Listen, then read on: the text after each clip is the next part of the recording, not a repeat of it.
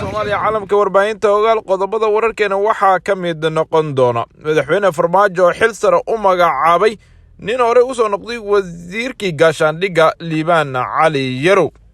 sidoo kale gudoomiye mursal oo ka hadlay doorashada muranka ka taagan yahay iyadoo maanta magaalada Garowe lagu soo gabagabeeyay shirka macadka Heritage oo muddo 3 maalin soconayay Turkiga oo shaacisay tirada dadka looga dilay iyo kuwa loogu dhaawacay qaraxa duleedkii Muqdisho ka dhacay intuu dhaxaysa wadada Muqdisho iyo Afgoy Sanbalolsho shaaciyin hub fara badan caawa laga saaray madaxtooyada Soomaaliya iyo waliba maleeshiyaadka ku sugan duleedka Kaaraan oo maanta soo bandhigay awoodooda ciidan qodobadaas iyo waliba kuwa kale oo xiiso leh ayaanu ku soo qaadanaynaa warka ogaal media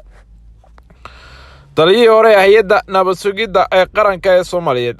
Cabdullaahi Maxamed Cali Sanbalolsho ayaa ka hadlay shirka madasha aragtida wanaagga ee Garowe ayaa soo hadal qaaday arrimaha ciidamada iyo ammaanka guud ee dalka Sanbalolsho ayaana marka hore ku eedeeyay dowladda federaalka ee Soomaaliya inay siyaasadeysay amniga dalka iyo dhismaha ciidanka qaranka taliyihii hore NISA sidoo kalena haatan ka mid ah siyaasiyiinta mucaaradka ayaa shaaca ka qaaday in dowladdu hogaamiye madaxweyne Farmaajo hub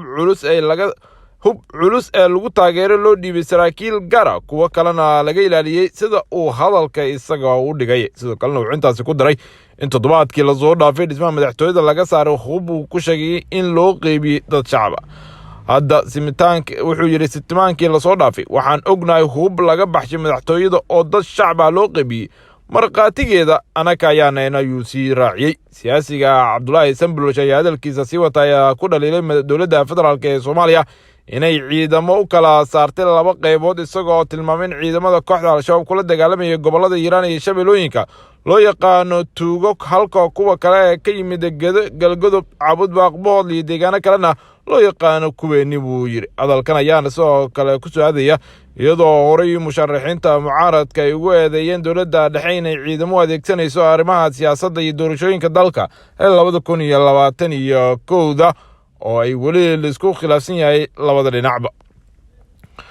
madaxweynaha dalka mudane Cabdullaahi Farmaajo ayaa gudoomiyaha maxkamadda sare ee ciidamada qalabka sida u magacaabay gaashaanle ayaa waxa uu maanta xilka qaadis ku sameeyay gaashaanle sare Liibaan Cali Yarow waxa uuna gudoomiyaha maxkamadda sare ee qalabka sida ee Soomaaliya loo magacaabay Maxamuud Axmed Xasan Dalab oo ka soo jeeda deegaanada Koonfur Galbeed Soomaaliya gudoomiyaha cusub ee maxkamadda ciidamada qalabka sida ayaa waxa loo dalacsiyay darajada gaashaanle sare ka hor inta aan xilka loo magacaabin Maxamuud Axmed ayaa hor u soo noqday wasiirka ganacsiga xukuumadda ra'iisul wasaaraha ka ahaa Cabdi Faarax Shirdoon Saacid mudane Dalab ayaana ka tirsan baajiri taliska booliska wuxuuna hore ula soo shaqeeyay maxkamadihii badbaadada ee uu gudoomiyaha ka ahaa General Maxamuud Geele Yuusuf gudoomiyaha xilka laga qaaday Liibaan Cali Yarow ayaa waxa xilkan loo magacaabay 3 September 2014 xilligaas oo madaxweynaha dalka ka ahaa Xasan Sheekh Maxamuud Axmed Xasan Dalab ayaa waxa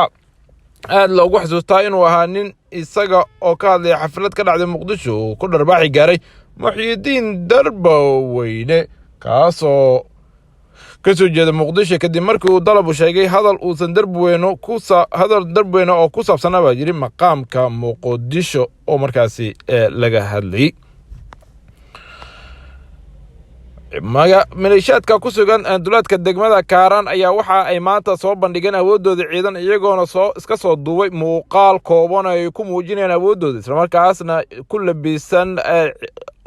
qoryaha kala duwan oo ay ugu waaweyn yihiin dabajaxyada BKM-ka iyagoona sheegay inay iska caabin ku sameyn doonaan cid kasta oo soo weerarta ciidamadan oo ka goostay sida la sheegay ciidamada xoogga dalka ayaa waxay ku sugan yihiin duleedka degmada Kaaraan waxaana marar badan oo la isku dayay in la xalliyo khilaaf ku dhaxeeya iyaga iyo Villa Soomaaliya lagu guuldareystay ciidamadan ayaana la sheegaya inay sidoo kale fariisimo waaweyn ka sameysteen caawa duleedka degmada Kaaraan iyo waliba sidoo kale meel aad ugu dhow baa la jiray dekada magaalada Muqdisho ciidamadan ayaana ilaa hadda wax xal ah laga helin oo ku aadan sidii looga soo saari lahaa ama loogu heshiisiin lahaa arinta ku aadan khilaafka iyaga iyo ka dhex jira isla taliska ciidanka xoogga ee dalka wasaaradda arrimaha dibadda ee dalka Turkiga ayaa war ka soo saartay qaraxii maanta ka dhacay deegaanka Xaawo Cabdi oo dhacaynta u dhaxaysa wadada isku xirta Muqdisho Afgooye. War ka soo baxay wasaaradda ayaa lagu xaqiijiyay in qaraxaasi la eegtay shaqaale iyo injineer Turkish oo ka shaqeynaya dhismaha jidka laamiga ah ee isku xirta Muqdisho Afgooye. Bayaanka wasaaradda arrimaha ayaa lagu sheegay in qaraxa uu ku dhintay 4 qof oo ku jiro sarkaal Turkish sidoo kalena ay ku dhaawacmeen 4 qof oo kale oo Turki ah. waxayna qoraalka lagu yiri aad ayaan uga murugeysanahay inaan maqalno warka sheegay in aroortii hore ee saaka warar argagixisnimo lagu qaaday shaqaale ka tirsan shirkad laga leeyahay Turkiga kaasoo keenay dhimashada 4 qof uuna ku jiro muwaadin Turkish oo dhashay waxaana si dhow ula socnaaba yiri xaaladda dhaawaca soo gaaray 4 muwaadin oo iyaguna u dhashay isla dalka Turkiga. sidoo kalena dowladda Turkiga ayaa sheegtay inay cambaareenayso falkaasi qaraxa ah ee lagu weeraray injineeradooda u shaqeynayay shacabka Soomaaliyeed waxayna wasaaradda arrimaha dibadda sheegtay inay sii wadi doonaan garab istaaga wadanka ay saaxiibada yihiin ee Soomaaliya. kooxda Al-Shabaab ayaa dusha u ridatay mas'uuliyadda weerarkan ayaa sheegtay inay weerareen saraakiil cadaan ah oo ku sugnaa duleedka Muqdisho ayna dileen saraakiil Turki oo u dhashay.